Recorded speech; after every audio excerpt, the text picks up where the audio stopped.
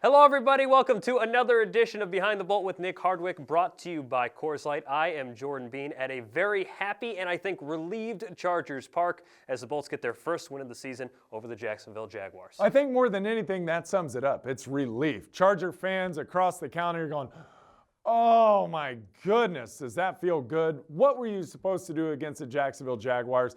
Beat them, and beat them badly, convincingly. The Chargers did it. It was the annual rebound from the Kansas City Chiefs loss and beat the Jags. Well, for the Chargers, the win over the Jacksonville Jaguars wasn't the only good thing that happened this week. Also, first-round pick Joey Bosa was out on the practice field. Exactly. Fans will be yelling that hopefully sooner now since he was out there in pads. You saw him firsthand. How did he look? He looked smooth. He looked fluid.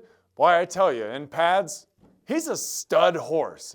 If I could trade genetics with anybody, it might be Joey Bosa at this point. Well, high praise for Joey Bosa, and we'll see what happens with him going forward. But unfortunately, the injury gods giveth and the injury gods taketh away, as Danny Woodhead has been put on IR this week. Also, Jaleel Adai will miss some time. And to make up for those losses, the Chargers signed a couple of players. They signed Griff Whalen, and they also signed Dexter McCluster from Tennessee. And as to replace Adai, at least this upcoming week, you like the idea of getting Dexter McCoy a little bit more playing time and slotting him in to that starter role. He's already been seeing more playing time through the first two games. You see John Pagano getting more comfortable with what Dexter McCoy could do. I look, and I will bet that Dexter McCoy is going to get an interception within the next couple of games. So why do you think that he will get his first career interception? You seem you're putting your money where your mouth is on this one. Oh, he nearly had one versus the Jags, and it stood out so clear as day to me from the booth calling the game.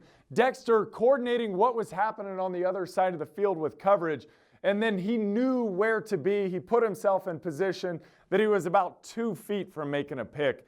I think he knows what's going on back there, and he seems like he's got good command of the defense. So I'm going to go ahead and say Dexter McCoy, looking for an interception this week from you. Well, keep the streak going. A near INT from him, a near INT from Flowers. You had 2 picks from Casey Hayward. It was a pick party on Saturday, so McCoy will hopefully join that party on Sunday when the Chargers take on the Indianapolis Colts, who sit at 0-2 after a tough loss to the Denver Broncos this past weekend. And Nick, if they didn't have Andrew Luck, they'd have no luck at all. It just seems like everything goes wrong for them at the worst possible moments, and it's this play, I think, that really sums up just how tough of a loss it was for the Colts in the Mile High City.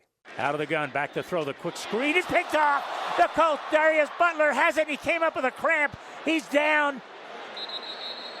They touched him at the 44-yard line, but Darius Butler's hurt. That's about as tough as it gets, folks. You have nothing but green grass in front of you, and all of a sudden, sniper from the roof knocks out a hamstring. One of 5 cornerbacks, defensive backs that goes out for the Colts in that game against the Broncos. That's tough to overcome.